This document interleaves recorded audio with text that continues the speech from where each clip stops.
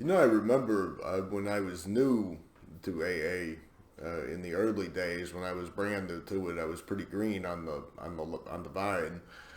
Uh, in the meetings that I first went to, of course, there was a novelty to it, and listening to these people talk.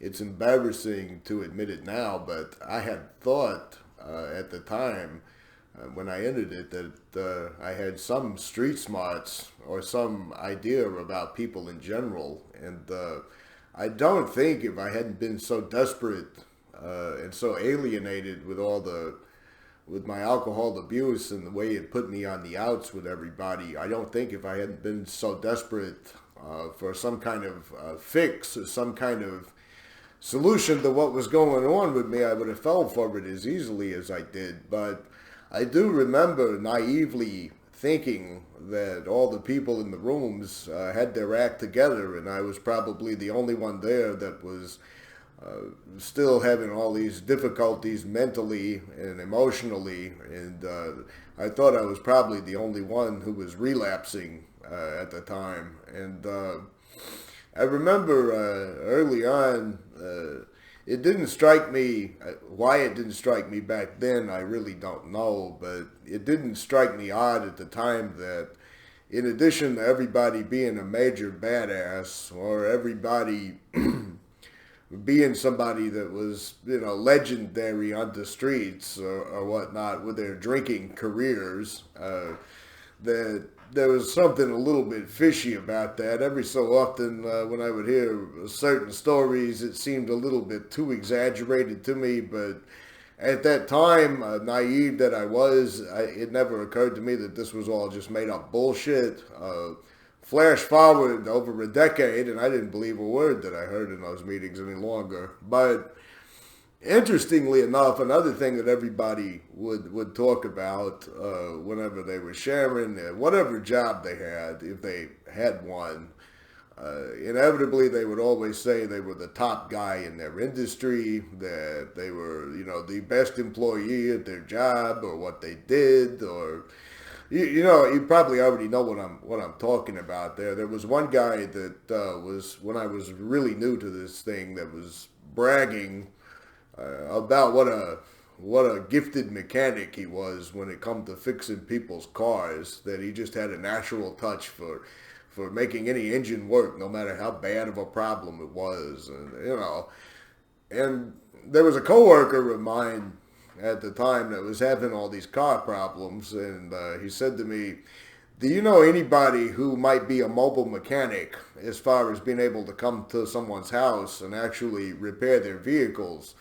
Because he said, with the way the car is overheating and the way that the engine is doing and everything, I really don't feel comfortable taking it to a shop, and I don't know too many mechanics. And I said, well, I do know of one individual who says he's a mechanic. He's got his own business card I got from him, but and he says, so are you vouching for this guy? Is he what he says he is? And I said, well, I mean, I'm not going to go so far as to vouch for him, but he says he's a good mechanic. That's all I know, and he says he's mobile.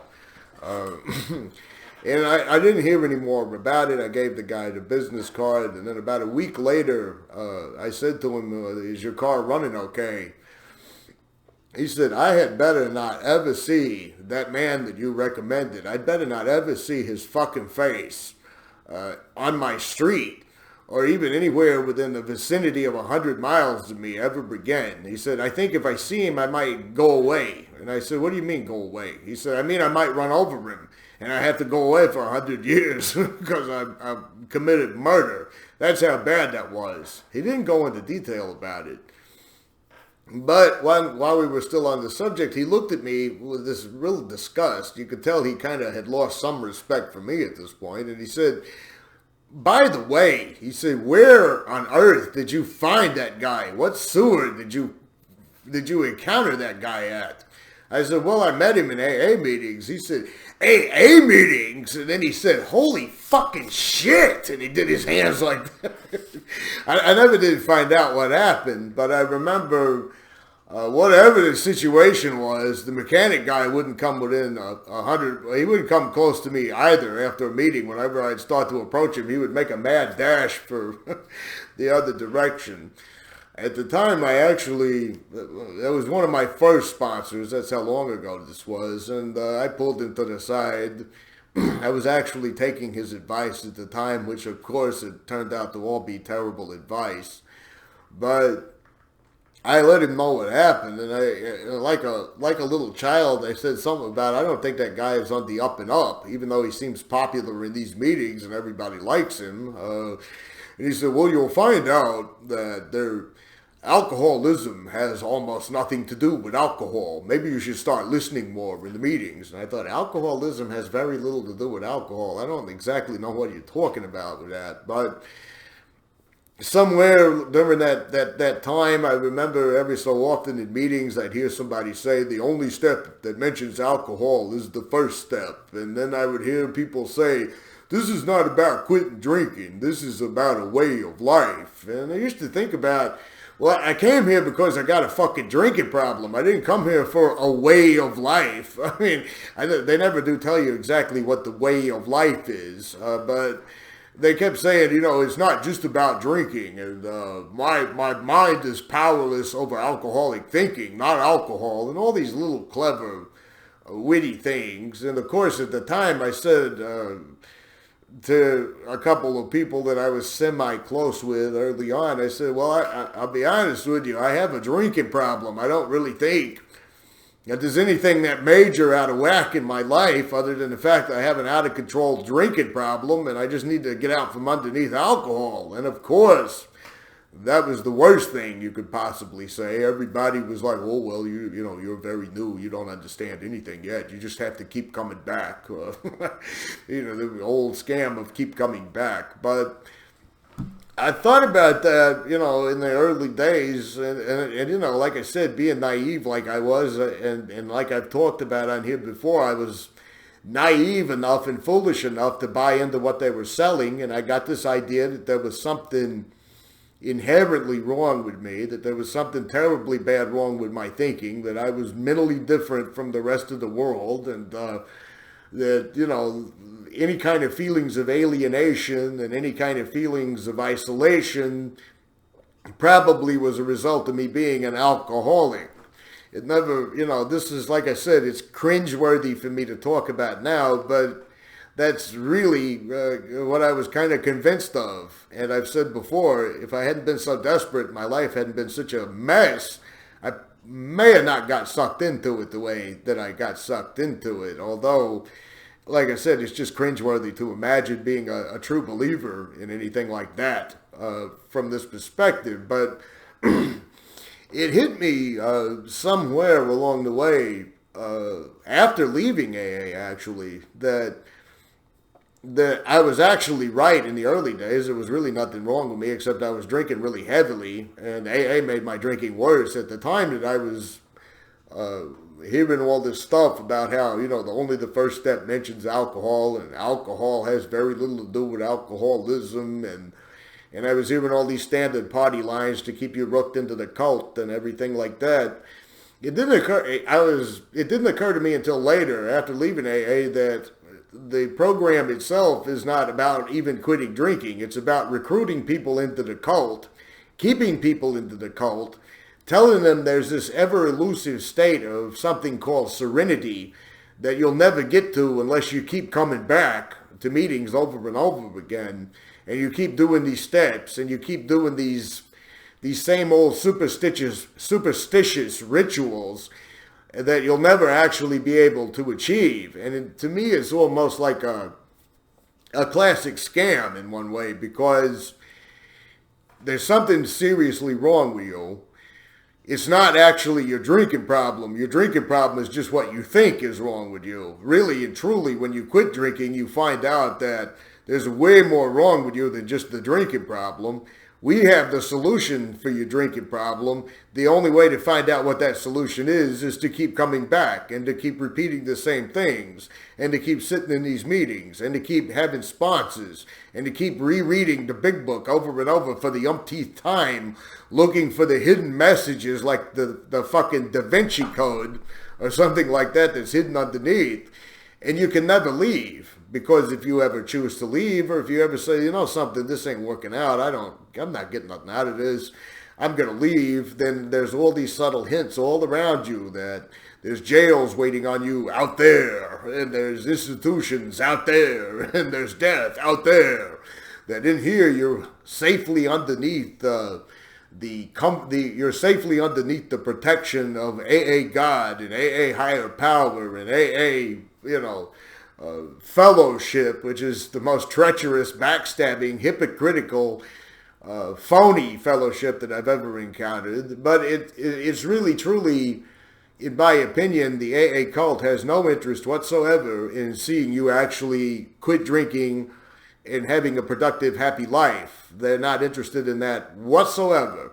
They're interested in you recruiting more members to the cult. That's what they're talking about when they say service work. When they say talk to newcomers, they're not really saying talk to a newcomer one-on-one. They're not saying talk to a newcomer and say to the newcomer, hey, I know how you feel. I used to do this. And I know how you feel, and I used to do that.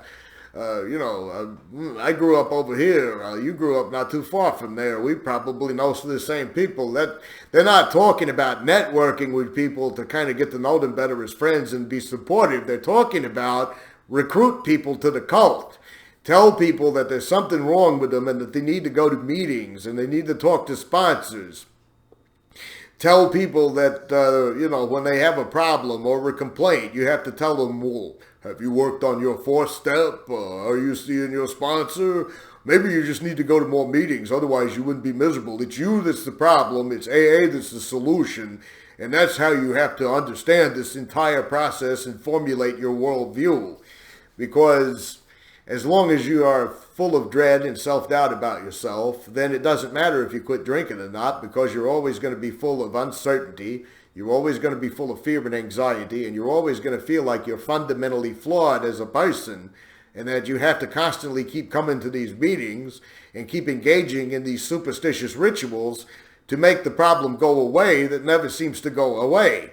They're always talking about things like, well, I really wanted what these people had when I got here. That's a really, I found that weird even when I was new, the idea of, well, you have to want what we have. Well, first of all, I don't know what the fuck you got. Second of all, I don't think I ever navigated through life going around saying, what that guy has over there? Well, I want what he has, and I'm willing to go to any length to get what he has. I don't recall ever projecting like that. I remember maybe, I would see somebody who had qualities or traits about them that I admired, that I might want to say, well, the way he takes care of business, I kind of like the way he takes care of business. I think I could learn a thing or two from him or something like that. I don't recall ever looking at anybody and saying, well, I want what he has and I'm willing to go to any length to get it. It just seemed weird to me when I was new. And it turns out my initial intuitions were correct. There is something weird about this. There's something weird about the fact that even if you quit drinking for 100 freaking years, you're still diseased, you're still one drink away, you're still powerless, you're still filled with character defects, you still got all these major problems that require you to constantly do these inventories and constantly reread these same sentences and these same paragraphs like there's some deep secret to life hidden within the pages of all of this stuff. And you have to keep doing this forever. Otherwise, you'll never figure out what it is. You'll never get it. They're always talking about getting it, but nobody ever says what it is. They'll say, well, you haven't gotten it. But then they'll tell you, but I haven't gotten it either. I'm sick, like the big book says, like this line says right here in this book. It says I'm completely flawed. I'm completely full of fear and anxiety, and I'm driven by selfishness, and I haven't got it either, but it's progress, not perfection. It's this never-ending sickness that they convince you that you have, It's this elusive cure that you can never find, but you have to keep going to meetings and keep participating in all of the motions of the cult ritual religion in order to look for this thing that it doesn't seem to exist. That's because there's nothing there. That's because there's no deep secrets. That's because those books that was written by some guy in the 1930s to make a few bucks and to get a fellowship thing going that he stole from the Oxford group, it has no secrets in it. There's nothing in that book that I ever read. There's nothing in any of the literature that I ever read. There's nothing I ever heard in any of those meetings that ever made me feel any better. It never made me feel any more connected. It never made me feel psychologically like I was in a better place mentally. I never felt anything but constant self-abasement, constant dread and doubt and uncertainty about myself, and the belief that something out there in their literature and in their meetings was supposed to give me this serenity that they were always talking about, but they never had it. It was like looking for the fountain of youth, or it was like looking for some treasure map on an island somewhere in unknown, uncharted territories. The problem is it doesn't exist. But it's a perfect scam in one way, because it sells you a disease you don't have, convinces you there's a cure that doesn't work, and convinces you you need this cure that you don't need, and the only way to get the cure is to keep participating and keep coming back and give it away in order, to keep it. And what they mean by give it away in order to keep it is they mean you need to recruit more members into the religion of self-doubt and dread and uncertainty. I used to hear people all the time in the meetings, they would talk about, to watch the new people, to see the light come on in their eyes, to see the light come on in their eyes, to see the heart and the mind connect and all that. What you're really saying is, you kept a new guy around long enough that he realizes he can get all this positive feedback by spouting a lingo that now he knows the right words to say, and now he knows the right slogans to use, and now he knows the right attitudes and the right behaviors that he needs to mimic in order to fit in. And you're a little bit overwhelmed by the fact that, we got another religious cult member that's going to think like us and behave like us. And of course, once the light comes on in your eyes, as they call it, you're never going to be on equal footing with them. The gurus that run the meetings, the social clique that's exclusive, that you can't become a part of, no matter how many cult slogans you regurgitate, no matter how many times you read how it works, no matter how many pages you can quote by memory, you always have to remember that you're just a little bit beneath them because you just haven't been around as long as they have been around. They'll always tell you a story about some old-timer who was legendary, and then they'll have to throw in this smarmy little comment about, you don't even know who I'm talking about. You weren't even here back then in those days. What they're really saying is you missed out on it and you'll never be as good as I am because I was there. I can't remember any single time I've ever talked to somebody younger than me where I felt like I had that attitude about it. I never said something like, you'll never understand the 1980s because you weren't there. I never felt like trying to rub into somebody's face they missed it, they missed out on it. And it's the same exact thing with the little exclusive cult. You're never quite good enough to be in with the little clique unless you just shamelessly kiss a lot of ass, and unless you shamelessly buddy up with these people, and unless you rejoice over people relapsing and you say all the right slogans and all the right things. It's nothing to do with actually achieving serenity. It's all about optics and appearances. As long as you can say the lingo, as long as you can quote the literature, and as long as you can buddy up to the people you're supposed to want what they have, that's really all AA is interested in. It's not interested in you improving your life because your life goes onto the back burner and the AA cult trumps everything, and you're now dedicated your will and your life and your existence to perpetuating this never-ending religion in the hope of finding something that doesn't exist called serenity. And, it's 19 minutes of this. I think I kind of made my point with this one. Then I'll see you guys next time.